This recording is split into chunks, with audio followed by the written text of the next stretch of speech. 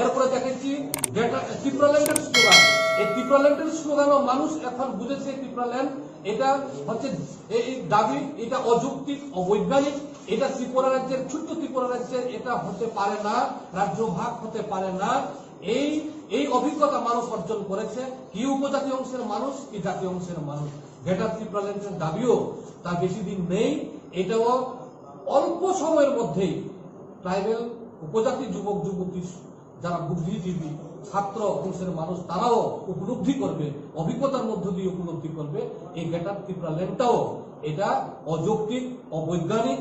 এটা আমাদের ত্রিপুরা রাজ্যে শুধু নয়, এটা ভারতবর্ষের তার যে যুক্তরাষ্ট্রীয় কাঠামো এবং আন্তর্জাতিক যে পর্যায়ে পরিস্থিতি বর্তমানে আছে, তাতে এটা এটা এটা যুক্তিযুক্ত নয়, অবৈজ্ঞানিক। এটা মানা সম্ভব নয়।